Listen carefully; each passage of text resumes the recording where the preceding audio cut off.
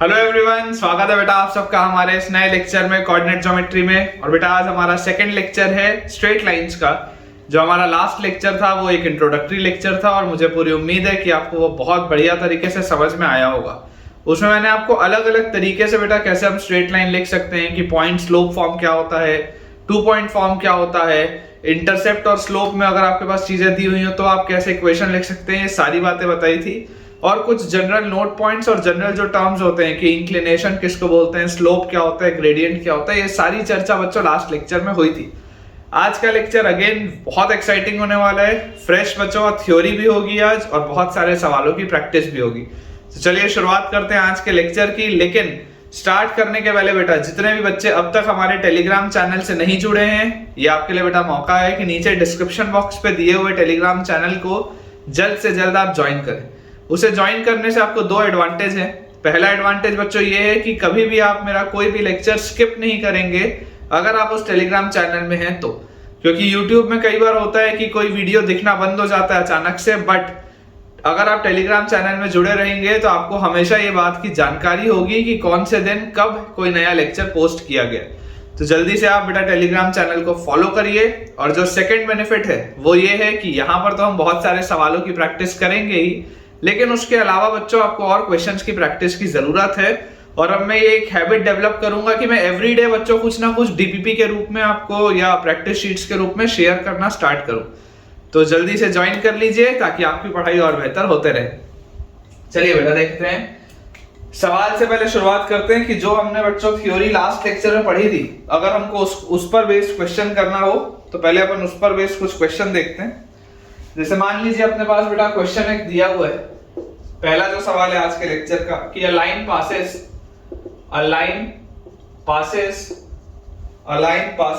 through the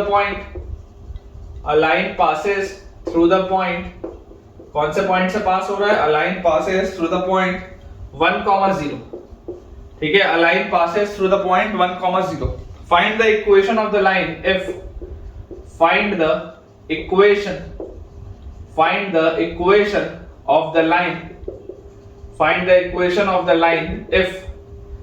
the equation of the line if first part अपने पास दिया हुआ है it is inclined at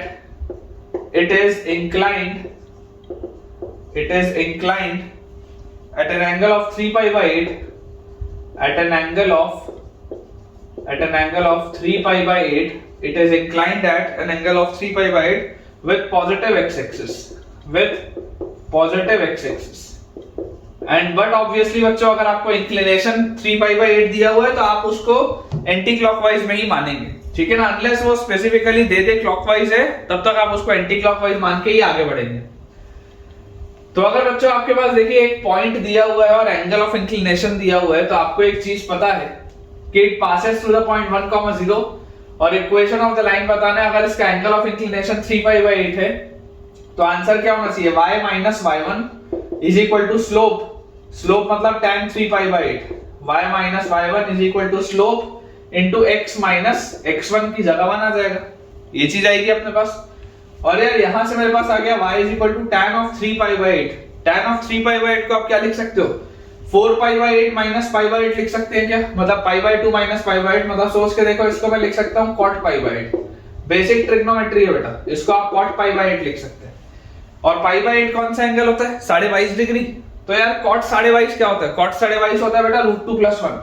तो y will be equal to √2 + 1 into x - 1। ये आपको पता होना चाहिए, ठीक है। ये चीज की बच्चों आपको जानकारी होनी चाहिए कि cot ऑफ पाई बाई 8 जो होता है, cot ऑफ पाई बाई 8 होता है √2 + 1। तो final answer will be y is equal to √2 + 1 times x - 1।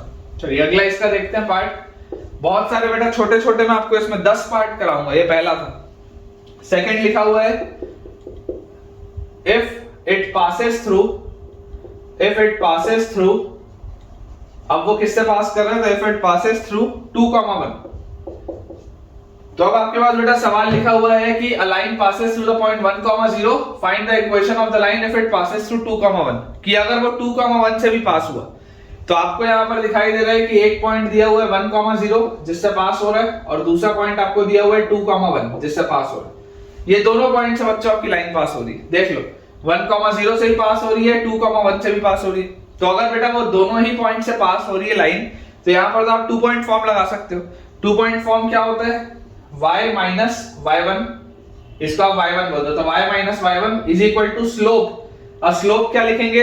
Slope हम लिखेंगे y2 minus y1 bye x2 minus x1। तो 1 minus 0 upon x2 minus x1 मतलब 2 minus 1 into x minus x1। ये आ जाएगा क्या? क्योंकि आप इसको बेटा यहाँ पर छोटा सा लिख सकते हैं, this is x1 y1 and this is x2 y2।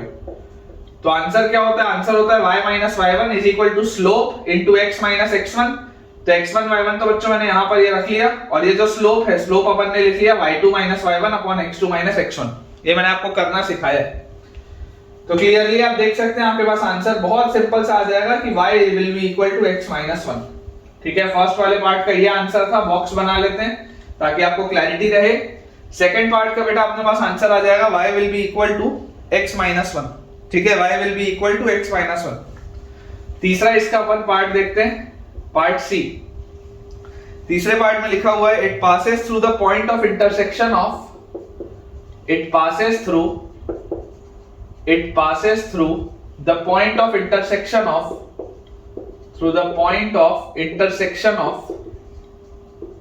it passes through the point of intersection of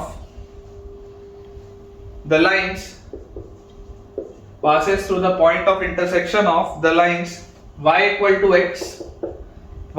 x and y equal to 2x plus 1 and y equal to 2x plus 1। आपको बोला जा रहा है कि बेटा आपको एक ऐसी लाइन का इक्वेशन बताना है जो 1,0 से तो पास होता ही है।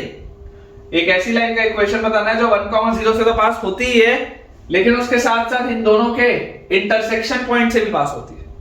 इन दोनों के इंटरसेक्शन पॉइंट से भी पास होती है। अब यहां पर बेटा आप एक नोट डाल के लिख सकते हैं, revisit this question when family of straight lines has been completed, when family of straight lines is completed। ठीक है, आप इसको चाहें तो इसको डायरेक्टली आप फैमिली ऑफ स्ट्रेट लाइन से भी सॉल्व कर सकते हैं। अभी भी आप इसको सॉल्व कर सकते हैं, कोई बड़ी बात नहीं है, लेकिन इसको फैमिली ऑफ स्ट्रेट लाइन से भी सॉल्व किया जा सकता है। तो फैमिली ऑफ स्ट्रेट लाइंस आएगा, है ना, और 8-10 लेक्चर के अंदर फैमिली ऑफ स्ट्रेट लाइंस आएगा, तो उस टॉपिक से भी आप इसको आराम से सॉल्व कर सकते हैं। अपने पास लिखा हुआ है if it also passes through the point of intersection of y equal to x and y equal to 2x plus 1। तो देखिए जैसे ही आप बच्चों इसको सॉल्व करेंगे, y इक्वल टू x एक लाइन है, y equal to 2x plus 1 दूसरी लाइन है। अगर आप इन दोनों को सॉल्व करते हैं तो आपके पास आ जाएगा 2x plus 1 is equal to x। तो x की वैल्यू क्या आएगी? -1। और अगर x की वैल्यू -1 आएगी तो y की वैल्यू भी क्या आ जाएगी? -1, क्योंकि y और x तो सेम है। तो आपके पास देखिए कोऑर्डिनेट क्या आ गया? कोऑर्डिनेट आ गया -1, कोऑर्डिनेट आपके पास आ गया -1, और एक कोऑर्डिनेट आपके पास दिया हुआ है 1,0। एक कोऑर्डिनेट दिया हुआ है 1,0, दूसरा कोऑर्डिनेट आ गया -1, क्या यहां पर मैं आसानी से 2 पॉइंट फॉर्म लगा सकता हूं क्या? 2 पॉइंट फॉर्म बोलता है y minus y1 is equal to slope. तो स्लोप में y2 minus y1 upon x2 minus x1 into x minus x1, यही आएगा। इसको x1 y1 बोल लो, इसको x2 y2 बोल दो। तो यहां से हमारे पास आ गया y is equal to, minus और माइनस बैलेंस हो जाएगा, तो ये आ गया 1/2। ठीक है, 1/2 और x माइनस 1। तो फाइनल आंसर जो अपने पास आएगा that will be 2y is equal to x minus 1। ये आंसर आएगा बेटा अपने पास। जो फाइनल लीनियर इक्वेशन आएगा, जो फाइनल स्ट्रेट लाइन का अपने पास बेटा इक्वेशन आएगा that will be 2y is equal to x minus 1। बिल्कुल सही। तो इसको बेटा अपन थोड़ा सा क्लियर करते हैं क्योंकि लंबा सवाल है, और फिर अगला पार्ट सॉल्व करते हैं। नेक्स्ट बेटा अपने पास लिखा हुआ है डी पार्ट में, it has equal non zero intercepts. It has equal non zero intercepts. अब याद करिए बच्चों, इंटरसेप्ट्स में मैंने आपको बताया था कि अगर आपको इक्वल इंटरसेप्ट्स की बात हो रही है तो इक्वल इंटरसेप्ट्स कौन से केस में आता था? तो इक्वल इंटरसेप्ट्स बच्चों अपने पास इस तरीके के केस में आता था, या ऐसे वाले केस में आता था कि अगर एक इंटरसेप्ट पॉजिटिव है तो दूसरा भी पॉजिटिव होगा, सेम होगा। अगर एक नेगेटिव है तो दूसरा भी नेगेटिव होगा। और इन दोनों ही केसेस में आपके पास एंगल ऑफ इंक्लिनेशन जो आता था वो 135 डिग्री आता था और स्लोप की वैल्यू आती थी -1। ये याद होना चाहिए। अगर इक्वल नॉन जीरो डिस्टेंसेस होता तो m की वैल्यू 1 -1 दोनों हो सकती थी, लेकिन अगर बच्चों आपको बोला जा रहा है कि इक्वल नॉन जीरो इंटरसेप्ट है तो इंटरसेप्ट तो बेटा पॉजिटिव और नेगेटिव में अलग अलग हो जाता है, तो या तो दोनों पॉजिटिव इंटरसेप्ट होंगे या तो दोनों नेगेटिव इंटरसेप्ट होंगे, ये इसका मतलब है। तो स्लोप आपके पास है, पॉइंट आपके पास है, आंसर क्या आ जाएगा y - y1 is equal to slope into x - x1। तो final answer will be y is equal to -x + 1। Check कर लीजिए बेटा, y will be equal to -x + 1। ठीक है, बिल्कुल सही है बेटा, x + y = 1 मेरे पास आंसर दिया हुआ है। x + y = 1 भी आप इसको लिख सकते हैं, बिल्कुल सही है। नेक्स्ट अपने पास है पार्ट ई। पार्ट ई में लिखा है it has intercepts equal in magnitude, it has intercepts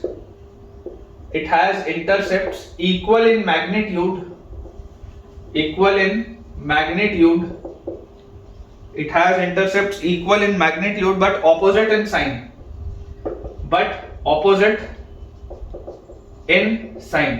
कि मैग्नीट्यूड वाइज तो सेम है लेकिन साइन वाइज अलग है।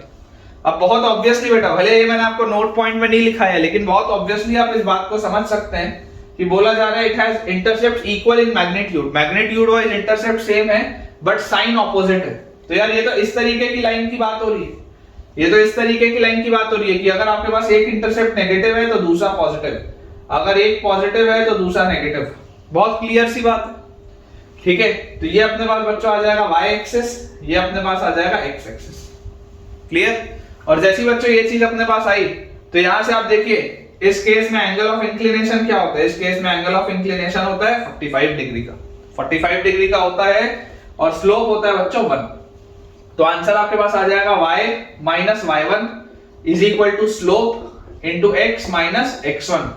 तो answer will be y is equal to x - 1।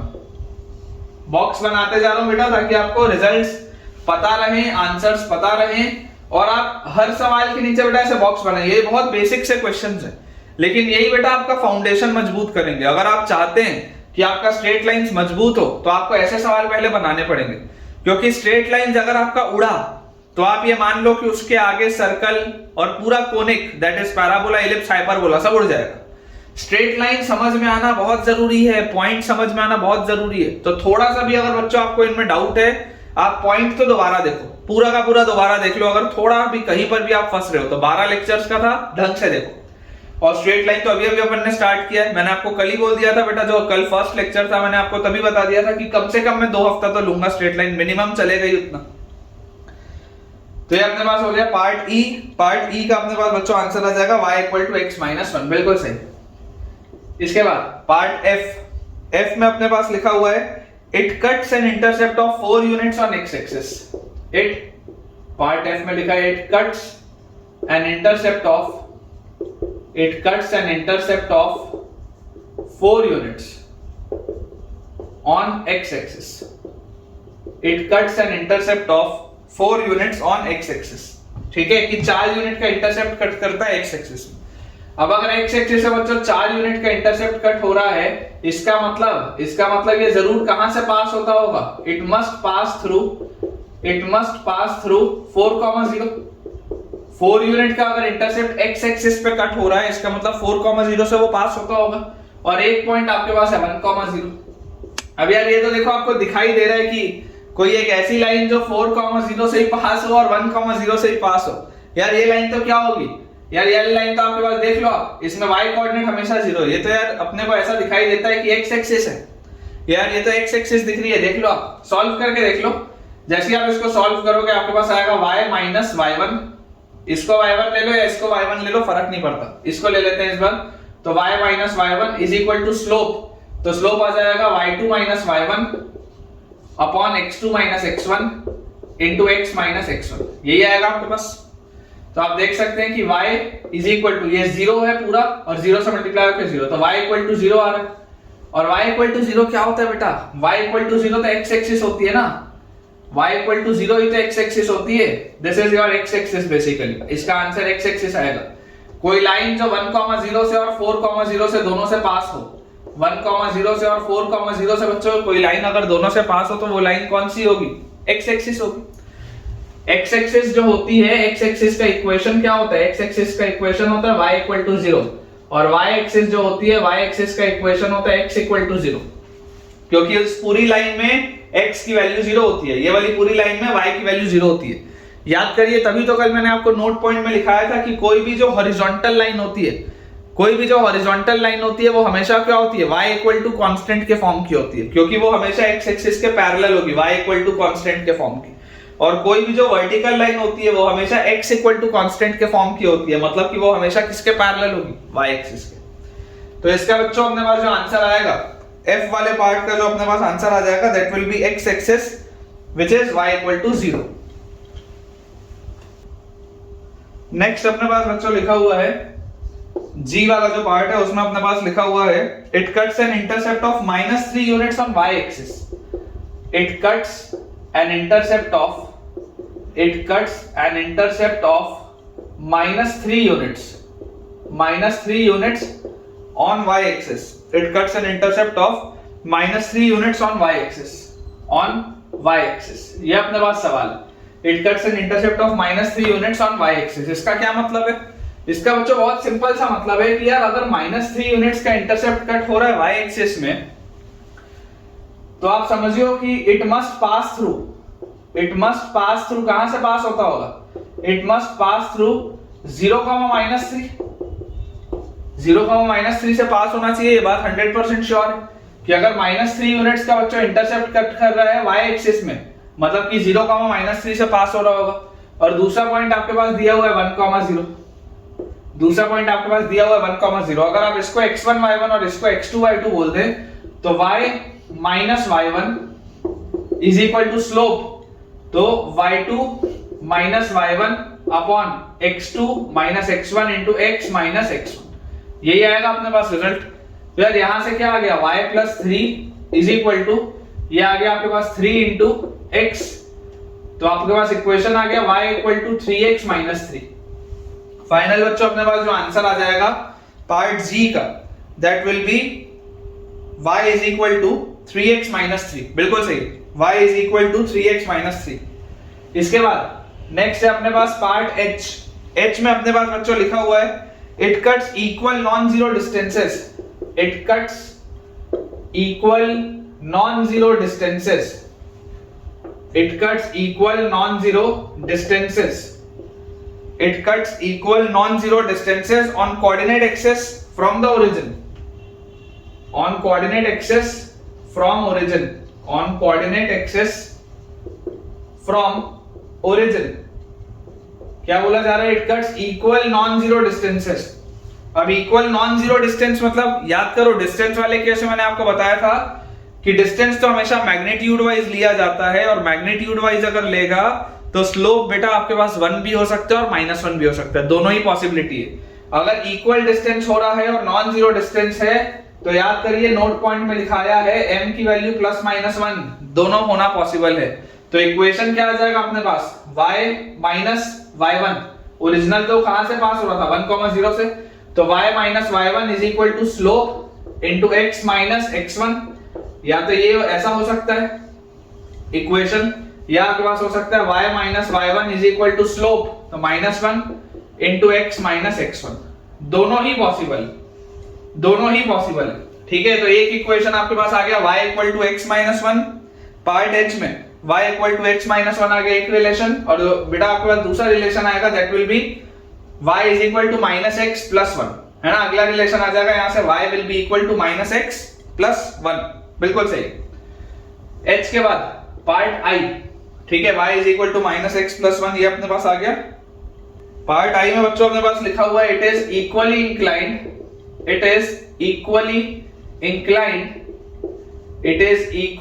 Inclined with coordinate axis. इसका भी यार आंसर सेम आना चाहिए। It is equally inclined with coordinate axis. सोच के देखो, इसका भी आंसर सेम आना चाहिए, क्योंकि अगर कोऑर्डिनेट एक्सिस से इक्वल इंक्लिनेशन है, इसका मतलब क्या है कि स्लोप +-1 दोनों ही हो सकता है। बेटा मैंने आपको ये बात बताई थी। तो इसका आपके पास आंसर क्या आ जाएगा? या तो आ जाएगा आपके पास answer y equal to x minus 1 जो पिछले पार्ट में निकाला है, या अपने पास आ जाएगा y will be equal to -x+1। ठीक है, इन दोनों में से कोई एक आंसर होगा, मतलब दोनों ही आंसर होंगे, दोनों में से एक तो क्यों, दोनों ही आंसर सही है। ठीक है ना, क्योंकि m की वैल्यू +1 और -1 दोनों ही हो सकती है। तो एक अपने पास आ जाएगा y is equal to x-1 और अगला अपने पास आ जाएगा y is equal to -x+1। And finally बच्चों लास्ट पार्ट J अपने पास लिखा है it has an angle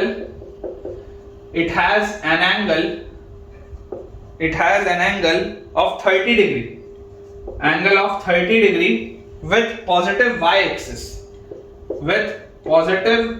axis। अब यहां पर देखो थोड़ा सा आपको बेटा थोड़ा सा ना ग्राफ बना के देखना पड़ेगा, थोड़ा सा यहां पर ग्राफ बनाना जरूरी है। क्या लिखा है? It has an angle of 30 degree with positive y axis. तो जरा सोच के देखो आप कि अगर आपके पास ये बेटा कार्टेशियन प्लेन है, इस कार्टेशियन प्लेन में 1,0 वाला पॉइंट यहां पर कहीं पे होगा 1,0। ये आपका बेटा x एक्सिस है, this is your y axis, और इस तरीके का आपको ग्राफ की बात हो रही है, एक ऐसी स्ट्रेट लाइन की बात हो रही है जो y एक्सिस से, कहां से, with positive y axis, positive y axis से बच्चों 30 डिग्री बना रहा है। देख लो ध्यान से, ये वाला एंगल 30 डिग्री होगा, positive side of y axis से एक ऐसी लाइन जो 30 डिग्री का एंगल बना रही है। तो अगर ये एंगल 30 डिग्री होगा तो ये वर्टिकली ऑपोजिट एंगल ये भी 30 डिग्री होगा। अगर ये 30 डिग्री है, ये 90 डिग्री है, तो 90 और 30 कितना हो गया? 90 और 30 आपके पास आ जाएगा 120। तो ये वाला एंगल 60 डिग्री होगा, और अगर ये वाला एंगल 60 डिग्री होगा तो ये जो एंगल है जो आपको चाहिए ये 120 डिग्री आएगा। देख लीजिए ध्यान से, एकदम बेसिक सी बेटा मैंने चीज लिखी है। अगर ये 30 डिग्री था तो ये वाला एंगल 30 डिग्री आएगा, क्योंकि ये वर्टिकली ऑपोजिट एंगल्स हैं, और इस ट्रायंगल के अंदर एक 30 है एक 90 है, तो अगला एंगल आएगा 60 डिग्री, और अगर ये 60 डिग्री है तो लीनियर पेयर की वजह से ये वाला एंगल आएगा 120। मतलब कि पॉजिटिव एक्स एक्सिस के साथ एंटी क्लॉकवाइज डायरेक्शन में जो एंगल बन रहा है वो क्या बन रहा है? 120 डिग्री बन रहा है। तो यार इस इक्वेशन, इस लाइन का इक्वेशन क्या होना चाहिए? y minus y1 is equal to slope। तो स्लोप की जगह आ जाएगा tan 120 degree into x minus x1 तो अपने पास आ गया y is equal to, अब tan 120 क्या होता है? tan 120 होता है tan of 180 minus 60, मतलब minus tan 60, तो -√3 into x minus 1। ये आएगा बेटा आंसर, देख लो। ठीक है, थोड़ा सा अपने को ध्यान देना पड़ेगा, नहीं तो गलतियां हो जाती हैं। y will be equal to -√3 times, final answer will be y will be equal to -√3 times x minus 1। बिल्कुल सही, ठीक है। चलिए अगला सवाल देखते हैं बेटा। अगला अपने पास बच्चों सवाल लिखा हुआ है, स्टार लगा लेंगे, थोड़ा सा अच्छा सवाल है अभी तक के लेवल पे। Find the number of straight lines, find the number of straight lines passing through, find the number of straight lines passing through 2,4, find the number of straight lines passing through 2,4 and forming a triangle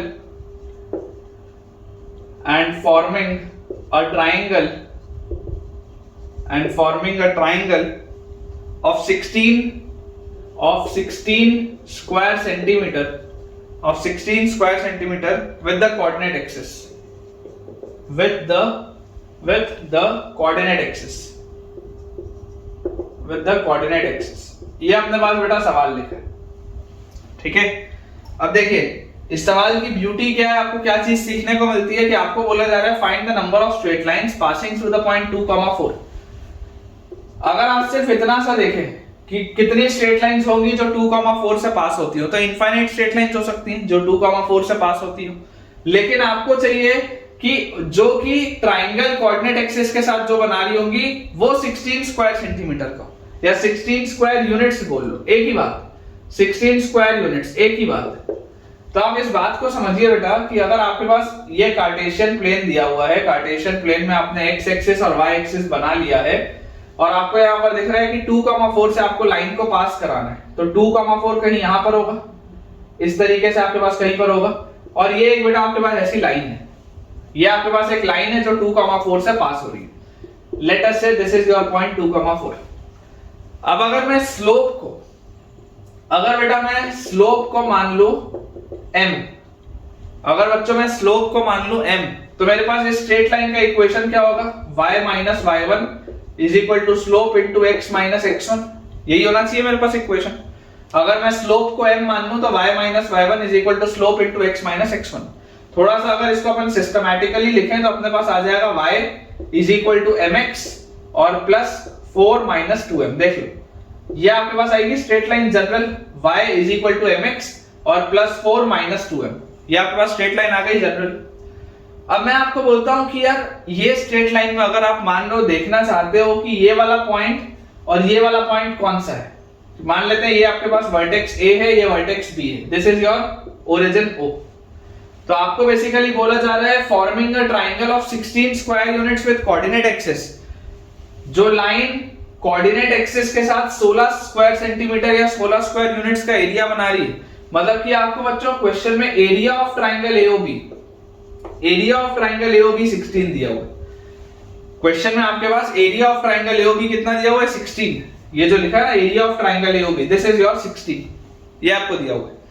तो यार यहां से मुझे देखो क्या चीज समझ में आती है, मुझे बेटा ये चीज समझ में आती है कि आपके पास ये वाला अगर आपको पॉइंट निकालना हो कि ये इसका एब्सिसा क्या होगा या इसका x कोऑर्डिनेट क्या होगा, तो याद करिए मैंने आपको लास्ट लेक्चर में बताया था x कोऑर्डिनेट निकालने के लिए आपको y को 0 रखना पड़ेगा। जैसे ही आप y को 0 रखोगे आपके पास क्या आ जाएगा, अगर मैं a कोऑर्डिनेट की बात करूं a में, तो आप जैसे ही y को 0 रखोगे तो y को 0 रखते ही आपके पास आ जाएगा mx will be equal to 2m minus 4। ठीक है, mx की वैल्यू आपके पास आ जाएगी 2m minus 4, y को 0 रखते ही। तो x की वैल्यू क्या आ जाएगी, x की वैल्यू हमारे पास आ जाएगी 2 minus 4 by m। यही आएगा अपने पास x कोऑर्डिनेट, देख लो 2m by m, तो m से m कट जाएगा और minus 4 by m, तो 2 minus 4 by m। तो यार ये वाला जो आपके पास कोऑर्डिनेट आ रहा है, ये वाला कोऑर्डिनेट आपके पास क्या आएगा, x coordinate is 2 minus 4 by m और y coordinate is 0। 2 minus 4 by m और y कोऑर्डिनेट इज 0। और सिमिलरली अगर हम कोऑर्डिनेट b की बात करें तो कोऑर्डिनेट b के लिए बेटा आपको ये चीज पता है कि ये अगर y एक्सिस पे लाई कर रहा है तो इसका x कोऑर्डिनेट 0 होगा। तो अगर आप x की वैल्यू इसमें 0 रखेंगे तो y की वैल्यू आपके पास तुरंत क्या आ जाएगी, 4 minus 2m। x को 0 रखते ही y की वैल्यू आ जाएगी 4 minus 2m। तो यार ये वाला आपके पास पॉइंट क्या आ गया, this is 0, 4 minus 2m। This is 0, 4 minus 2m। तो यार ये तो मिल गए मुझे कोऑर्डिनेट्स। तो अगर मुझे ट्रायंगल का एरिया बोला जा रहा है कि 16 है, 16 स्क्वायर यूनिट्स, तो जरा बच्चों आप सोच के देखिए कि half into modulus of determinant of क्या लिखा हुआ है, x1 y1 1, तो 0 0, थोड़ा बड़ा बड़ा लिखते हैं, 0 0 1। ठीक है, उसके बाद x2 y2 1, तो 2 minus 4 by m 0 1, उसके बाद 0 4 minus 2m और 1, यही होता है। और इसकी वैल्यू हमारे पास दी हुई है 16। आप देख सकते हैं इस डिटरमिनेंट में तो बहुत सारी चीजें 0 है, बहुत आसानी से सॉल्व हो गए। 2 उधर ले जाओ और मॉड खोल दो, तो 2 उधर लेके जाके जैसे ही आप मॉड को खोलोगे और इस डिटरमिनेंट को भी ओपन करो तो 0 से जो भी मल्टीप्लाई होगा कोई दिक्कत नहीं, बीच वाले 0 से जो भी मल्टीप्लाई होगा कोई दिक्कत नहीं, लास्ट वाले 1 से क्या मल्टीप्लाई होगा, लास्ट वाले 1 से बच्चों मल्टीप्लाई होगा। या इसमें तो आप directly half base into height भी बोल सकते हो। मैं जबरदस्ती डिटरमिनेंट लगा रहा हूं, तुम तो हाफ बेस इनटू हाइट भी बोल सकते हो, लेकिन चलो कोई बात नहीं। अगर मैंने डिटरमिनेंट लगा भी दिया है तो क्या आ जाएगा finally 1 into 2 minus 4 by m multiplied by 4 minus 2m, 2 minus 4 by m multiplied by 4 minus 2m minus 0। This will be equal to, ये 2 उधर जाएगा तो 32 और जैसे ही मॉड खुलेगा तो प्लस माइनस 32, ये चीज आएगी आपके पास। ठीक है, ये बेटा आपके पास चीज आ जाएगी। अब इसमें देखो मैंने डिटरमिनेंट से किया, मैंने इसको बच्चों डिटरमिनेंट से किया तो मुझे फायदा हो गया कि मैंने मॉड लगाया था और मॉड लगा के मैंने ओपन किया, तो मेरा आंसर सही आएगा। फ्लो में बच्चे कई बार जो मिस्टेक करते हैं, कॉमन मिस्टेक क्या होती है बच्चों से कि वो एरिया लिख देते हैं, एरिया आपके पास दिया हुआ है 16, तो 16 is equal to half into base उनको दिख रहा है 2 minus 4 by m है, और हाइट उनको दिख रही है 4 minus 2m है, वो सिर्फ ये लिख देते हैं, वो सिर्फ बेटा ये लिख देते हैं, this is a common mistake, ये आपको नहीं करना है। आपने बेटा माइनस वाला केस तो भूल गए ना, आपको थोड़ा ना ये बात पता है कि ये लाइन हमेशा पहले क्वाड्रेंट में ही होगी, ये लाइन ऐसी भी तो हो सकती थी, ये लाइन ऐसे नीचे से भी तो जा सकती थी, कुछ भी हो सकता था ना, हमको थोड़ा ना पता है, हमको तो नहीं पता। तो इसके लिए बेटा आपको मॉड लगाना जरूरी है, यहाँ पर ये 2 - 4/m पे आपको मॉड लगाना जरूरी है, क्योंकि ये डिस्टेंस है ना, डिस्टेंस हमेशा पॉजिटिव होता है, 2 - 4/m तो नेगेटिव भी हो सकता है। मॉड यहाँ पर भी लगेगा और मॉड यहाँ 4 - 2m में भी लगेगा, तब जाके आपका वो आंसर सही आएगा। तो अगर आपको इस मेथड से करना हो हाफ बेस इनटू हाइट करके, तो आप इसमें मॉड लगाने का याद रखिए। अदरवाइज अगर आप डिटरमिनेंट वाले से जाएंगे तो मॉड्यूलस आपको ऑटोमेटिकली याद रहेगा। तो यहां से देखो ये 1 तो हटा दो, तो ये अपने पास आ गया 2m - 4 into 4 - 2m, 2m - 4 into 4 - 2m is equal to plus minus 32m। ठीक है, तो इसमें से आप माइनस कॉमन ले लो, ये अंदर लिखा हुआ है 2m - 4 का होल स्क्वायर, 2m - 4 का whole square is equal to, एक बार आप ले लो इसको 32m के साथ, और उसके बाद फिर दूसरी बार आप इसको ले लो -32m के साथ, तो माइनस टाइम्स ऑफ 2m - 4 का whole square is equal to -32m। बात एक ही, ठीक है, 2m - 4 का होल स्क्वायर आ गया विद अ माइनस साइन, एक बार 32m के साथ, एक बार -32m के साथ। इसको बेटा अगर हम ओपन अप करें तो अपने पास आएगा, देखो क्या आ जाएगा, इस पूरे में से 2 का अगर मैं फैक्टर बाहर निकाल लूं तो यार 2 का फैक्टर बाहर निकालते ही स्क्वायर में से 4 निकलेगा, तो -4 इंटू अंदर आ गया m square plus 4 - 4m is equal to 32m सबसे पहले, और यहां पर ये माइनस से ये माइनस कटेगा, 2 का स्क्वायर 4 बाहर आएगा, 2 का स्क्वायर जैसे ही 4 बाहर आएगा तो 4 into m square minus 4m plus 4 is equal to 32m। ये चीज आ गई अपने पास। यार ये 4 से 32 कटा तो 8 आ गया, तो आपके पास चीज आ रही है -m square minus 4 plus 4m is equal to 8m। ठीक है, तो इसको अगर हम सॉल्व करें तो अपने पास आ जाएगा m स्क्वायर उधर और फिर 4m उधर जाएगा, तो plus 4m plus 4 is equal to 0। तो यार ये तो लिखा हुआ है m प्लस 2 का whole square is equal to 0, तो दिस इंप्लाइज m की वैल्यू आ गई -2। एक वैल्यू तो निकल आई m की -2, एक आंसर तो आ गया। इसको सॉल्व करते हैं, जैसे ही आप इसको बच्चों सॉल्व करोगे आपके पास ये 4 से 32 कटा 8 आया, तो आपके पास आ गया m square minus 4m plus 4 is equal to 8m, या m square minus 12m plus 4 is equal to 0, m square minus 12m plus 4 equal to 0।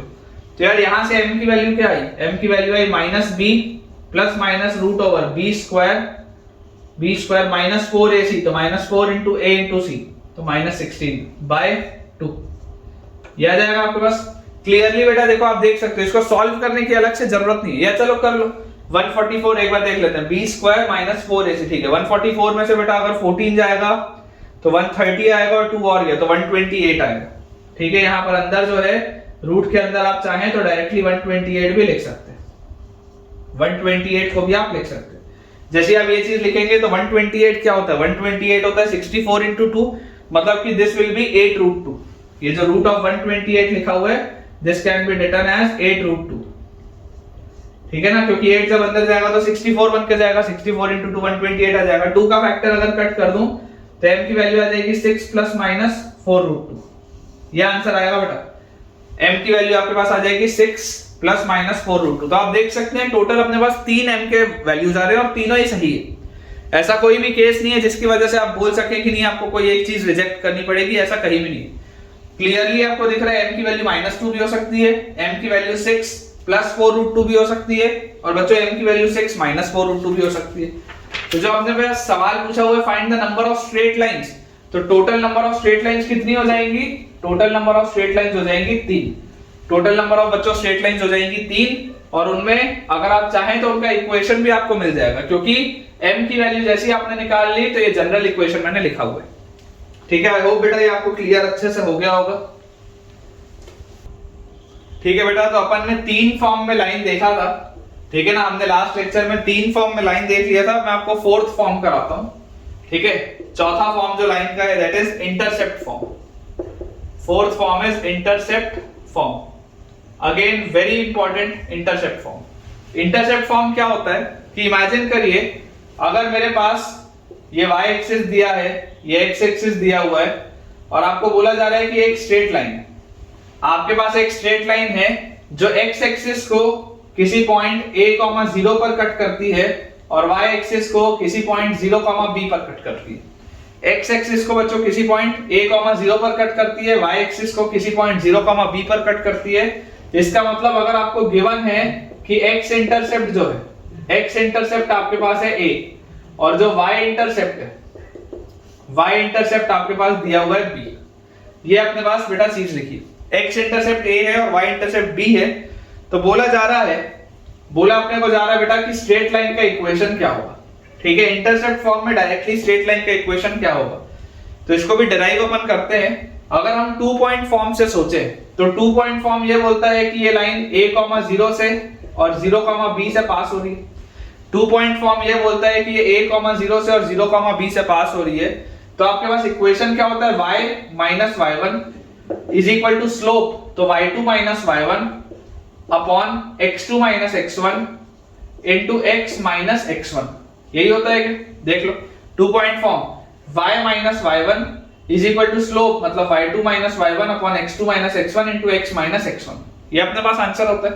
तो अगर हम इस पूरे को सिंपलीफाई करें तो y की वैल्यू आ जाएगी minus b by a into x minus a, या हम इसको लिख सकते हैं ay is equal to minus bx, ay is equal to minus bx plus ab, ay is equal to minus bx plus ab, या आप इसको लिख सकते हो ay plus bx is equal to ab, ay plus bx is equal to ab। ab से इसको बच्चों अगर अपन इसको डिवाइड कर लेंगे तो आपके पास आ जाएगा y by b plus x by a is equal to 1। देख लो ये आपके पास आंसर है, x by a plus y by b is equal to 1। जैसे आप इसको ab से डिवाइड करेंगे y बाय b, ab से डिवाइड करेंगे x बाय a और इज इक्वल टू 1। तो फाइनली इसका आंसर आपके पास क्या आ गया, जनरल इक्वेशन होता है x by x intercept plus y by y intercept is equal to 1। x by x intercept plus y by y intercept is equal to 1। ये चीज बेटा अपने को पता होनी चाहिए। ठीक है, इस पर बेस चलिए मैं आपको एक सवाल कराता हूं, उससे आपको देखिएगा क्लैरिटी और अच्छे से आ जाएगी। क्वेश्चन बच्चों अपने पास लिखा हुआ है कि find the equation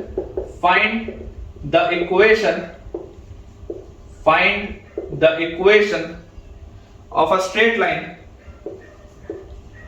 find the equation of a straight line which passes through the point,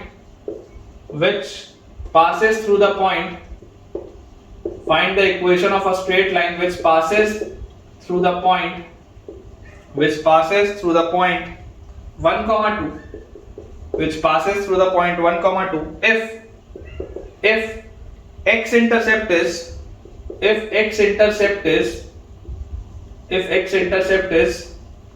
twice the y intercept, ये अपने पास बेटा सवाल है। क्या लिखा है, find the equation of a straight line which passes through the point 1, 2 if x intercept is twice the y intercept. बोलने का मतलब क्या है, देखो आप कभी भी बच्चों अगर कंफ्यूजन हो फिगर बना के देखो, आप अगर फिगर एक बना के देखें, आपको बोल रहा है कि यार ये 1, 2 से पास होती है लाइन। ठीक है, आपको ये दिखाई दे रहा है कि ये लाइन जो है ये 1, 2 से पास होती है। अब इसके बाद आपको बोला जा रहा है find the equation of a straight line which passes through the point 1, 2 if x intercept, इसका x इंटरसेप्ट मान लेते हैं अपने पास a है। अगर इसका x इंटरसेप्ट a है तो ये पॉइंट क्या आ जाएगा, a, 0, और बोला जा रहा है x intercept is twice the y intercept. ये ट्वाइस है y इंटरसेप्ट का, तो इसका मतलब y इंटरसेप्ट क्या होगा। अगर आप y इंटरसेप्ट को बच्चों b बोले, अगर आप इस पॉइंट को 0, b बोले, तो मुझे यहां पर दिया हुआ है x intercept which is a is twice the y intercept, मतलब ये a की वैल्यू 2b के बराबर दी हुई है यहां पे। तो इंटरसेप्ट फॉर्म में बच्चों स्ट्रेट लाइन का इक्वेशन क्या होता है, इंटरसेप्ट फॉर्म में स्ट्रेट लाइन का इक्वेशन आपके पास होता है x by x intercept plus y by y intercept is equal to 1। ये इक्वेशन होता है मेरे पास। b की वैल्यू या a की वैल्यू आपके पास 2b के बराबर है। अगर a की वैल्यू 2b के बराबर है तो आप a की जगह 2b रख सकते हैं। अब आपके लिए यहाँ पर b अननोन है, लेकिन उस b को ही तो निकालने के लिए आपको दिया हुआ है कि ये 1, 2 से पास हो रहा है। तो अगर बच्चों ये 1, 2 से पास हो रहा है तो सेटिस्फाई कराओ, तो 1/2b plus 2/b is equal to 1। तो यार यहाँ पर अगर एलसीएम लेंगे तो एक 2 यहाँ भी और एक 2 ऊपर भी, तो ये हो गया 4। तो this is equal to 5/2b, 2b उधर गया तो 5 इज इक्वल टू 2b। तो b की वैल्यू अपने पास आ गई 5/2। ठीक है क्या, b की वैल्यू जैसी बच्चों अपने पास 5/2 आई, सोच के देखिए यहाँ पर b की जगह आप 5/2 रख सकते हैं। यहाँ पर भी b की जगह 5/2 रख सकते हैं। तो फाइनल आंसर आपको क्या आता हुआ दिख रहा है? फाइनल आंसर अगर मैं बोलूंगा तो मेरे पास ये 2 से 2 गया, x/5 प्लस ये 2 ऊपर आ जाएगा तो 2y/5 इज इक्वल टू 1, या आप बोल सकते हैं x plus 2y is equal to 5। This will be your final answer. Check कर लीजिए बेटा, x/5 plus 2y/5 equal to 1 अपने पास आएगा, या आप बोल सकते हैं x plus 2y equal to 5। तो इंटरसेप्ट फॉर्म बेटा अगर पता होना, जो भी अलग अलग फॉर्मेट्स हैं आपको सारे पता होना बहुत जरूरी है, बहुत यूज आता है बेटा इसका। अगला बच्चों अपने पास क्वेश्चन लिखा हुआ है, find the equation of a straight line, find the equation of a straight line, find the equation of a straight line if the portion of the straight line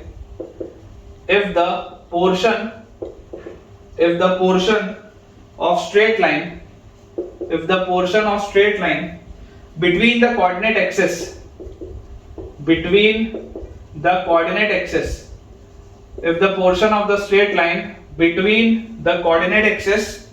is divided by the point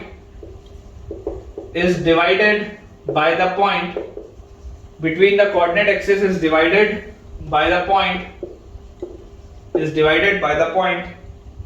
3,1 in the ratio of 1:3, थोड़ा बेटा तसल्ली से आप सवाल देखिए, अच्छा सवाल है, चाहे तो आप इसमें स्टार लगा सकते हैं, इसमें मिस्टेक्स होते हैं बच्चों से। It is a good question.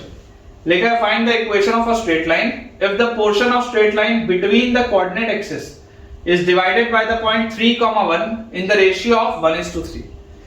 अब समझने वाली बात पता है क्या है? समझने वाली बात बच्चों ये है कि हमको ये नहीं पता कि 1:3 किस तरफ से।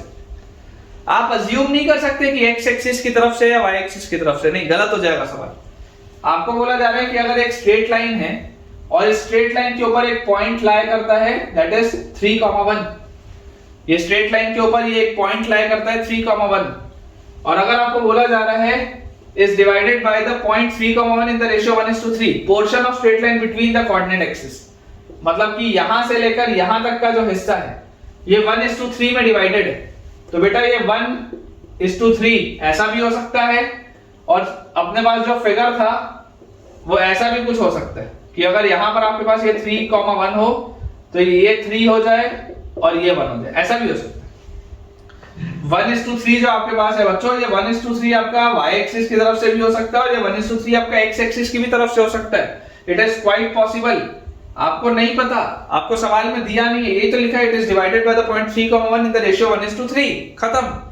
ये तो लिखा ही नहीं कि किस साइड से। तो अगर बच्चों ये चीज मेरे को नहीं लिखी हुई तो मैं आपको ये बोल देता हूं कि आप ऐसा करिए, आप तो यहां पर देखो इसके पॉइंट को आप मान लो a,0, इसको आप मान लो 0,b। पहले अपन ये वाले केस को सॉल्व करते हैं। अब अगर हम इस केस को सॉल्व करें, अपने पास लिखा है a,0 और 0,b, तो जरा सोच के देखिए कि यार x कोऑर्डिनेट जो 3 लिखा है, x कोऑर्डिनेट 3, वो क्या होगा? m1x2 मतलब 1 into a प्लस m2x1 मतलब 3 into 0 by m1 plus m2 मतलब 4, और y coordinate 1 will be equal to m1y2 मतलब 1 into 0 प्लस m2y1 मतलब 3 into b upon m1 plus m2 मतलब 4। फिर यहां से अपने पास आ गया 12 is equal to a, देख लो 4 3 से 12 is equal to a, और यहां से अपने पास आ गया 4 is equal to 3b या b is equal to 4/3। ठीक है क्या? b is equal to 4/3। तो इक्वेशन ऑफ स्ट्रेट लाइन जो होगा, equation of straight line intercept form में क्या होता है? x by x intercept plus y by y intercept equal to 1। यही होता है पोर्शन आपके पास जो स्ट्रेट लाइन का इक्वेशन होता है इन द इंटरसेप्ट फॉर्म। तो a की वैल्यू 12 आई तो x by 12 प्लस b की वैल्यू आई 4/3, 4/3 आई तो this will be 3y upon 4, this will be equal to 1। x by 12 plus 3y by 4 will be equal to 1। यहां पे जैसे 4/3 रखेंगे, हां सही। तो ये हो गया एक इक्वेशन, जब ये 1:3 y एक्सिस की तरफ से होगा। लेकिन अगर बच्चों यही 1:3 x एक्सिस की तरफ से हुआ तो देखो अभी भी आप इसको a,0 मान सकते हो, इसको आप 0,b मान सकते हो।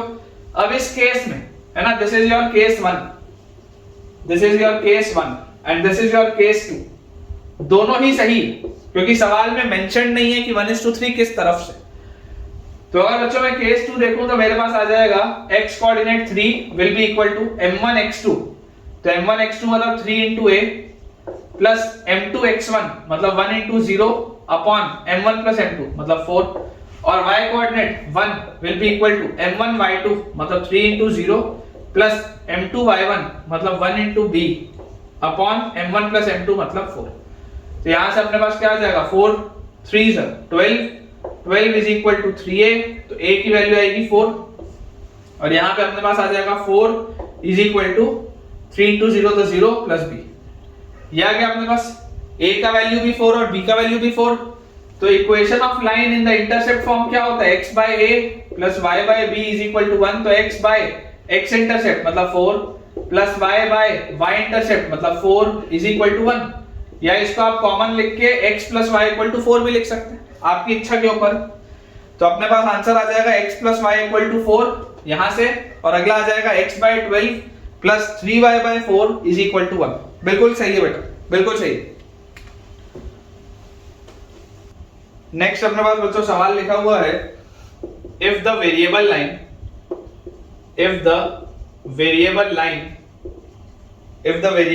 intersects the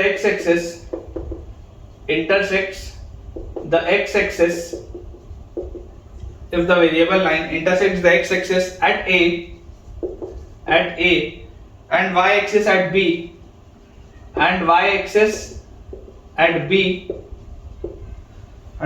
at b and if the line passes through a comma b, if the line passes through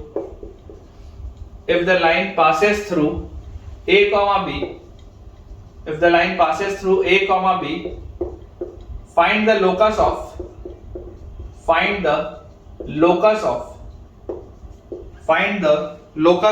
middle point of AB। पहला अपने पास है find the locus of middle point of AB, ठीक है। ये अपने पास बच्चों पहला सवाल है कि आपको बोला जा रहा है एक वेरिएबल लाइन है, एक वेरिएबल अपने पास लाइन है, मान लेते हैं इस तरीके की लाइन है अपने पास, जो x एक्सिस को किसी पॉइंट A पर और y एक्सिस को किसी पॉइंट B पर पास करता है। ये लाइन आपको बेटा ये भी दिया हुआ है कि A, B से पास हो रही है। A, B कहां है आपको नहीं पता, ये लाइन किसी पॉइंट A, B से पास हो रही है, ठीक है। अपन ऐसा करते हैं, A के कोऑर्डिनेट्स अपन मान लेते हैं x1, 0 और B के बच्चों अपन कोऑर्डिनेट्स मान लेते हैं 0, y1, मान सकते हैं। ये अपन ने अज्यूम किया तो यहाँ पर अपन लेट लिख लेते हैं, ये अपन ने अगर अज्यूम किया है तो इसको अपन यहाँ पर लेट लिख लेते हैं, कोई दिक्कत की बात नहीं। फाइनल आंसर में से x1 और y1 अपने को हटाना होगा, ये बात अपने को जानकारी में होना चाहिए। बोला जा रहा है find the locus of the middle point of AB। अब यार AB का मिडिल पॉइंट जो होगा उसका लोकस, जिस भी पॉइंट का लोकस आपको निकालना होता है उसके कोऑर्डिनेट्स आप क्या बोलते हैं, h, k। और लोकस का मतलब क्या होता है, लोकस का मतलब होता है कि आपको कुल मिला के एक रिलेशन निकालना है h और k में। कुल मिला के यही है कि h और k जिस भी एक रिलेशन को सेटिस्फाई कर रहा हो आपको वो फाइंड आउट करना है। तो यार मैं आपको बोलता हूं कि स्ट्रेट लाइन ये जो होगी, इस स्ट्रेट लाइन का इक्वेशन क्या होगा, स्ट्रेट लाइन का इक्वेशन होना चाहिए x by x intercept plus y by y intercept is equal to 1। Equation तो यही होना चाहिए, x by x intercept plus y by y intercept is equal to 1। और मुझे क्या पता है h क्या है, व्हाट इज h, तो h आ जाएगा अपने पास x1 plus 0 by 2 middle point, और k क्या आएगा, k will be y1 plus 0 by 2। तो अपने पास x1 का वैल्यू आ जाएगा यहां से 2h और y1 का वैल्यू आ जाएगा 2k, ठीक है। तो यार यहां से अगर अपन इस बेटा इक्वेशन में इसको पुट कर दें तो x बाय x1 की जगह 2h plus y bye y1 की जगह 2k, this is equal to 1। और आपको एक चीज और पता है, क्या पता है कि ये a, b से पास हो रहा है। अगर ये a, b से पास हो रहा है तो a, b इसको सेटिस्फाई करेगा, तो a by 2h plus b by 2k की वैल्यू हमारे पास क्या आएगी, 1 आएगी। या आप इसको लिख सकते हैं a by 2x plus b by 2y, this will be equal to 1। ये आंसर आएगा बेटा आपके पास, देख लीजिए। जो आपको लोकस निकालना है, लोकस आपके पास आ जाएगा a by 2x plus b by 2y is equal to 1, this will be your answer. Similarly इसमें बेटा अपने पास जो सेकंड पार्ट लिखा हुआ है, centroid of triangle AOB। Find the locus of, पहला था middle point of AB, second है centroid of triangle AOB, centroid of triangle AOB. ठीक है, सेकंड पार्ट अपने पास लिखा हुआ है सेंट्रॉइड ऑफ ट्राइंगल एओबी। अब अगर सेंट्रॉइड ऑफ ट्राइंगल एओबी की बच्चों बात हो रही है तो जरा सोच के देखिए। अगेन आप इसको b मान लो विच इज 0, y1, आप इसको a मान लो विच इज x1, 0। यहां पर आपके पास ओरिजिन है, ठीक है, this is your vertex o। तो ट्राइंगल एओबी का सेंट्रॉइड यहां पर कहीं पर होगा जिसको आप h, k बोलोगे। सेंट्रॉइड यहां पर बच्चों बीच में अंदर कहीं होगा जिसको आप h, k बोलोगे। तो यार यहां से आपको क्या चीज पता है, h क्या होगा, व्हाट विल बी h? तो आप बोल सकते हैं h will be 0 + 0 + x1/3। k क्या होगा, k विल बी 0 + y1 + 0 मतलब y1/3। तो यार x1 की वैल्यू यहां से आई 3h और y1 की मेरे पास वैल्यू आई 3k, यही आएगा।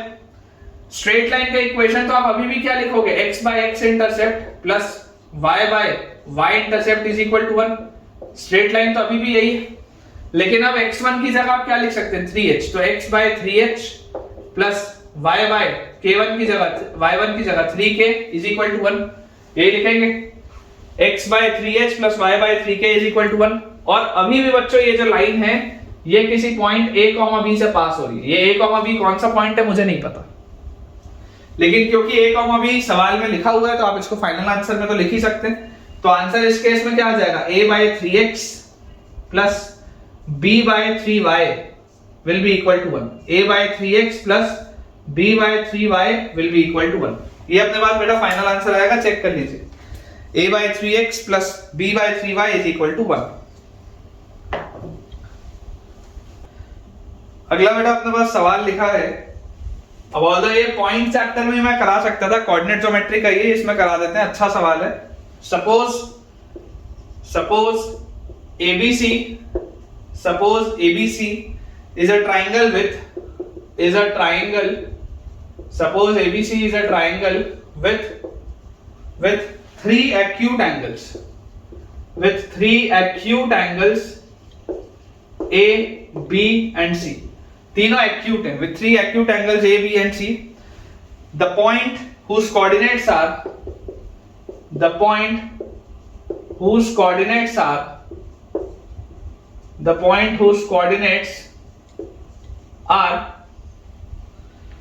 cos B minus sin A, comma sin B minus cos A, cos B minus sin A, comma sin B minus cos A can be in dash। ठीक है, इसको अगर आप चाहें तो पॉइंट चैप्टर जो हमने पढ़ा था बेटा उसमें भी अगर आपके पास कहीं स्पेस हो तो आप लिख सकते हैं। मैं ये सवाल एनकाउंटर किया कुछ दिन पहले तो मुझे अच्छा लगा ये सवाल, इसलिए मैं आपको करा देता हूं। ये पॉइंट चैप्टर में भी आप चाहें तो कर सकते हैं। कोऑर्डिनेट ज्योमेट्री का ये मैंने आपको बोला भी हुआ है कि मुझे जैसे जैसे जो चीज इंपॉर्टेंट लगते जाएगी मैं आपको कराते जाऊंगा। ऑप्शंस मैं आपको दे देता हूं। फर्स्ट ऑप्शन है first and second quadrant, first and second quadrant. ठीक है, ये आपके पास पहला ऑप्शन हो गया। सेकंड ऑप्शन अपने पास दिया हुआ है second and third quadrant, second and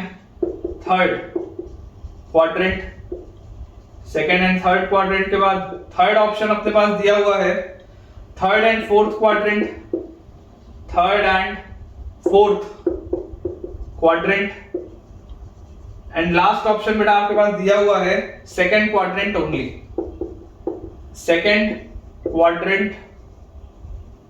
only, ये अपने पास बेटा सवाल है। ठीक है, it is a very good question. ठीक है, आप चाहें तो इसमें 2 या 3 स्टार लगा सकते हैं, मेरे हिसाब से तो बहुत अच्छा सवाल है। बच्चे सोच नहीं पाते ऐसे सवालों को। लिखा है suppose ABC is a triangle with 3 acute angles, ABC is a triangle with 3 acute angles A, B and C। मतलब अगर ये तीनों बेटा एक्यूट एंगल्स हैं, मतलब आप समझ के देखिए, आप इस बात को समझने की बेटा कोशिश करिए कि ये जो कोऑर्डिनेट्स लिखे हुए हैं वो सिर्फ A और B में लिखे। ये कोऑर्डिनेट सिर्फ A और B में लिखे हुए, ये C में नहीं लिखे, सिर्फ A और B में। तो आपको यहाँ पर एक चीज समझ में आती है कि यार एंगल C जो है वो एक्यूट एंगल है, एंगल C जो है वो एक्यूट एंगल है, सवाल में दिया हुआ है। तो अगर एंगल C बेटा एक्यूट एंगल है मतलब एंगल C जो होगा वो 90 डिग्री से छोटा होगा। ये बात बिल्कुल क्लियर कि एंगल C 90 डिग्री से छोटा है। तो देयरफॉर मैं ऐसा बोल सकता हूं कि एंगल A प्लस बी जो होगा वो 90 डिग्री से बड़ा होगा। सोच के देखो, क्योंकि बेटा ये तीनों एंगल्स का sum A plus B plus C तीनों एंगल का सम 180 डिग्री होना चाहिए। तो अगर बच्चों ये तीनों एंगल का सम 180 डिग्री होना चाहिए, अगर एक एंगल 90 डिग्री से छोटा है, अगला एंगल 90 डिग्री से बड़ा होगा। ऑब्वियसली बचे हुए दोनों 90 डिग्री से बड़े होंगे, तभी तो पूरा तीनों का सम 180 डिग्री आएगा।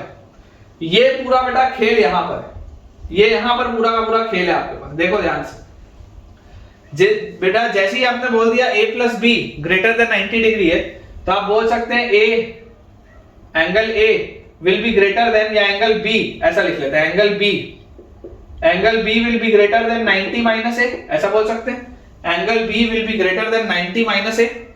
अब इमेजिन करो, अगर मैं दोनों साइड साइन ले लूं, तो sine B will be greater than sine of 90 minus A, ऐसा आप बोल सकते हैं क्या? ऐसा आप बोल सकते हैं क्या? क्योंकि आप ये बात समझिए कि एंगल B जो है वो ये भी एक्यूट है। आपको साइन का कर्व याद होना चाहिए बेटा, साइन का कर्व 0 से लेकर 90 डिग्री तक क्या होता है? साइन का कर्व 0 से लेकर 90 डिग्री तक इंक्रीजिंग होता है। तो अगर साइन का कर्व 0 डिग्री से लेकर 90 डिग्री तक इंक्रीजिंग होता है, तो अगर आप दोनों साइड साइन ले भी लेंगे तो इनइक्वालिटी में कोई भी चेंज नहीं आएगा। ठीक है, ये जो एंगल B है वो भी 0 से 90 के बीच में होगा, और ये 90 माइनस A जो लिखा है ये भी 0 से 90 के ही बीच में होगा। दोनों ही एक्यूट एंगल्स हैं। तो sin B will be greater then sin 90 minus A, या आप बोल सकते हैं sin B will be greater then sin 90 minus A is cos A। तो यहां से अपने पास आ गया sin B minus cos A will B positive. ये आ गई पहली चीज, sin B minus cos A will B positive. तो यार ये क्या लिखा है? sin B minus cos A लिखा है क्या? मतलब y कोऑर्डिनेट तो पॉजिटिव हो गया, y कोऑर्डिनेट क्या हो गया? पॉजिटिव हो गया। इसके बाद सिमिलरली बेटा यहां पर देखो, आपके पास लिखा हुआ था b is greater than 90 minus a। अगर आप दोनों साइड cos लेते, अगर बच्चों आप दोनों साइड cos लेते, सोच के देखो, तो cos का जो कर्व होता है वो डिक्रीजिंग होता है, sin का कर्व इंक्रीजिंग होता है, और cos का कर्व डिक्रीजिंग होता है फ्रॉम 0 टू 90 डिग्री, डिक्रीजिंग होता है। अगर आप दोनों साइड cos ले लोगे ना, तो cos लेने पर बेटा इनइक्वालिटी का साइन रिवर्स हो जाएगा। cos लेने पर इनइक्वालिटी का साइन रिवर्स हो जाएगा, तो cos b आपके पास आ जाएगा less than cos 90 minus a sin है, cos b will be less than sin a आ जाएगा। इसका मतलब cos b minus sin a क्या होगा? cos b minus sin a will B negative. देख लो आप ध्यान से, यहां से आपके पास cos b minus sin a क्या आ जाएगा? नेगेटिव आ जाएगा। sin b minus cos a positive आ गया, cos b minus sin a negative आ गया, ये नेगेटिव आ गया। मतलब कि यार इसका आपका जो भी ये कोऑर्डिनेट लिखा है, जो भी बच्चों ये कोऑर्डिनेट लिखा हुआ है, इसका x कोऑर्डिनेट हमेशा नेगेटिव है और इसका y कोऑर्डिनेट हमेशा पॉजिटिव है। x coordinate is always negative and y coordinate is always positive. ऐसा कौन से क्वाड्रेंट में होता है? सेकंड क्वाड्रेंट में। सिर्फ और सिर्फ सेकंड क्वाड्रेंट में बच्चों ऐसा होता है कि आपके पास x कोऑर्डिनेट नेगेटिव हो और y कोऑर्डिनेट पॉजिटिव हो। तो मेरे हिसाब से तो बहुत अच्छा सवाल है। ऐसे सवाल मेंस और एडवांस में बिल्कुल आ सकते हैं। नोट बेटा इसको आप अच्छे से करिए, एक एक मैंने आपको इसका रीजन एक्सप्लेनेशन सब दे दिया है, और अगर ये सवाल पसंद आया हो तो कमेंट में मुझे बताइएगा जरूर। चलिए आज के लेक्चर का बच्चों लास्ट अपने पास क्वेश्चन है। अगेन आप इसको पॉइंट चैप्टर के कंसेप्ट से बना सकते हैं, मेरे हिसाब से अच्छा सवाल है, इसमें भी स्टार लगा लेंगे। क्वेश्चन दिया हुआ है AB is the diameter of a semicircle, AB is the diameter of a semicircle, AB is the diameter of a semicircle K, of a semicircle K. C is an arbitrary point, C is an arbitrary point, C is an arbitrary point on the semicircle, on the semicircle, C is an arbitrary point on the semicircle other than A and B, other than A and B. C is an arbitrary point on the semicircle other than A and B, and S is the center of the circle, and S is the center of the circle, center of the circle, and S is the center of the circle. बोल रहे सवाल में inscribed into triangle ABC, center of the circle inscribed, center of the circle inscribed in the triangle ABC, inscribed in triangle ABC। ठीक है, inscribed in triangle ABC. What can you say about angle ASB? अच्छा सवाल है। What can you say about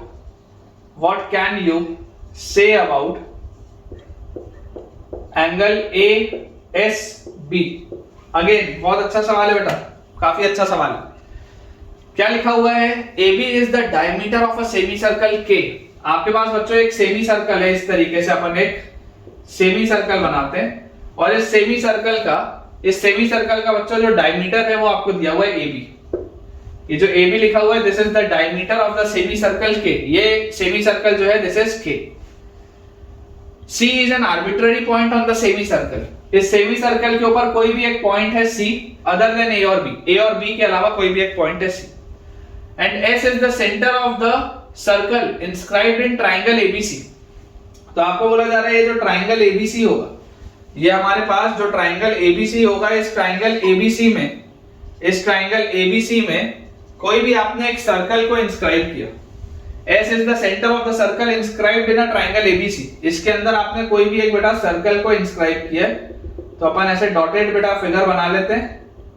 ये एक circle अपन ने बना लिया, ठीक है। क्लियरली आपको दिखाई दे रहा है कि ये जो सर्कल है this is inscribed inside this triangle ABC, और ये जो आपके पास है बेटा S इसका सेंटर है। ये लिखा है ना, S is the centre of the circle inscribed in triangle ABC। What can you say about angle ASB? What can you say about angle ASB? इस एंगल ASB के बारे में आप क्या बोल सकते हैं, आपको ये बताना है ना। What can you say about angle ASB में आपको इस एंगल ASB के बारे में आप जो भी बेटा कमेंट कर सकते हैं, आपको ये बताना है। अब देखिए, ओरिजिनली बेटा ये जो सवाल मेरे पास था उसमें लिखा हुआ था कि एंगल ASB बदलता जाएगा जैसे जैसे C बदलेगा। फिर बोल रहा है एंगल ASB बदलेगा नहीं, लेकिन आप उसको निकाल भी नहीं सकते, या एंगल ASB 135 डिग्री होगा। इस तरीके के 4 ऑप्शंस मेरे पास बने हुए थे। तो मैं वो 4 ऑप्शंस नहीं लिख रहा हूं, मैं आपको सिर्फ ये बोल रहा हूं कि अगर इस तरीके का आपके पास सवाल हो तो आपका अप्रोच क्या होना चाहिए। अप्रोच बच्चों बहुत सिंपल सा है, सिंपल सा सवाल है, ज्योमेट्री का सवाल है, कोऑर्डिनेट ज्योमेट्री हम पढ़ रहे हैं, तो बेसिक्स हमारे क्लियर होने चाहिए। आपको अगर ये ट्रायंगल मतलब ये अगर आपको बेटा सेमी सर्कल दिया हुआ है ABC, अगर ये सेमी सर्कल ABC दिया हुआ है, तो हमें तो एक बात पता है कि सेमी सर्कल के अंदर कोई भी जो ट्रायंगल होता है वो हमेशा राइट एंगल ट्रायंगल होता है। सेमी सर्कल के अंदर बना हुआ कोई भी एक ट्रायंगल हमेशा राइट एंगल ट्रायंगल होता है। तो ये बात मुझे पता है कि एंगल C तो 90 डिग्री होगा, इस बात में कोई शक नहीं है कि एंगल C तो 90 डिग्री होगा। अब अगर बेटा एंगल C 90 डिग्री हो गया, तो अब बेटा मैं आपको बोलता हूं कि आप सिर्फ इतने से सवाल को देखो। अब आपके लिए सेमी सर्कल का कोई यूज नहीं, सेमी सर्कल का यूज सिर्फ इसके लिए था कि आप इस एंगल C को 90 डिग्री आइडेंटिफाई कर लो, सिर्फ आपको यही चीज देखनी थी। अब जैसे ही हमने ये चीज देख ली, तो अब आप मुझे एक बात बताइए कि S क्या है। What is S? S is the centre of the circle. Basically S जो है वो इन सेंटर है, S is the in centre of triangle ABC। दिखाई दे रहा है क्या? क्योंकि ये जो सर्कल है, ये सर्कल आपको क्या दिख रहा है, ये सर्कल इन सर्कल दिख रहा है क्या? देख लो, ट्रायंगल को अंदर टच कर रहा है तीनों पॉइंट पे, तीनों साइड्स को अंदर टच कर रहा है, मतलब this is your in circle. तो S क्या होगा? S होगा इन सेंटर। और अगर S इन सेंटर होगा तो आप बोल सकते हैं AS क्या होगा? AS will be the angle bisector. AS will be the angle bisector of angle A। वैसे BS जो होगा, BS will be the angle bisector, it will be the angle bisector of angle B. AS will be the angle bisector of angle A and BS will be the angle bisector of angle B. इसका मतलब क्या है बेटा? ये छोटा angle और ये छोटा एंगल दोनों बराबर, छोटे एंगल की वैल्यू a/2, ये वाला छोटा एंगल और ये वाला छोटा एंगल भी दोनों बराबर, इस छोटे एंगल की वैल्यू b/2। मतलब कि अगर मैं ट्रायंगल ASB देखूं, ट्रायंगल ASB, तो ट्रायंगल ASB में एंगल ASB ये वाला एंगल है, एंगल ASB ये वाला एंगल है बेटा। इसको अपन थोड़ा सा डार्क कर देते हैं, आपको इसी का वैल्यू बताना है, यही आपको बताना है। What can you say about angle ASB? तो in triangle ASB, angle ASB जो है प्लस ये वाला जो एंगल है ये क्या है? a/2 प्लस ये वाला जो एंगल है ये क्या है? b/2। इसकी वैल्यू 180 डिग्री होनी चाहिए एंगल सम प्रॉपर्टी यूज करते हुए। एक ट्रायंगल के अंदर तीनों एंगल्स का सम 180 डिग्री होता है, अपन ये बोल सकते हैं। तो यहां से आगे अपने पास angle ASB plus half times of angle A plus angle B। Angle A plus angle B क्या होगा? तो जरा सोच के देखो बेटा, आपके पास एंगल C 90 डिग्री तो अगर एंगल सी 90 डिग्री है, this implies angle A plus angle B भी तो 90 डिग्री होगा। बोल सकते हैं क्या? ऐसा सोच के देखो, ट्राइंगल एबीसी में अगर एक एंगल 90 डिग्री है तो बचे हुए दोनों एंगल्स का सम कितना होगा? 90 डिग्री होगा। मतलब angle A plus angle B भी कितना होगा? 90 डिग्री होगा। तो अगर angle A plus angle B 90 degree था तो ये इन दोनों में से मैंने हाफ कॉमन लिया, ये अंदर आया 90 degree, this is equal to 180 degree. तो यहां से बेटा आप देख रहे हैं angle ASB plus 90/2 is 45 degree is equal to 180 degree. तो एंगल ASB की वैल्यू कितनी आई? 180 degree minus 45 degree is 135 degree. Angle ASB की वैल्यू अपने पास आ गई 135 डिग्री। ठीक है, मतलब कि बच्चों ये वाला एंगल हमेशा कांस्टेंट है, this angle is always constant, और इस एंगल की वैल्यू अपने पास कितनी आएगी? 135 डिग्री। अच्छा सवाल है, मैं मानता हूं स्ट्रेट लाइंस का नहीं है, ये वाला भी सवाल स्ट्रेट लाइंस का नहीं था, इसके पिछले वाला भी सवाल स्ट्रेट लाइंस का नहीं था, लेकिन दोनों सवाल थे बहुत जबरदस्त, बहुत शानदार। तो अगर आपको बच्चों ये सवाल पसंद आए तो मुझे कमेंट्स में बताइए, और आज का लेक्चर अपन इतना ही रखेंगे। ओवरऑल आज के लेक्चर में आपने जो भी नया सीखा, अगर आपका कॉन्फिडेंस इंक्रीज हुआ हो तो मुझे कमेंट्स में एक थम्स अप और जो भी आपका शानदार सा कमेंट है वो एक ड्रॉप करना बिल्कुल भी ना भूलें। वीडियो अगर पसंद आया हो तो वीडियो को लाइक करना, चैनल को सब्सक्राइब करना और दोस्तों के साथ इस वीडियो के लिंक को शेयर करें, और उन्हें भी बता दें कि स्ट्रेट लाइन स्टार्ट हो चुका है, तो वो भी जल्दी से पढ़ाई अपनी स्टार्ट कर दें। Thank you.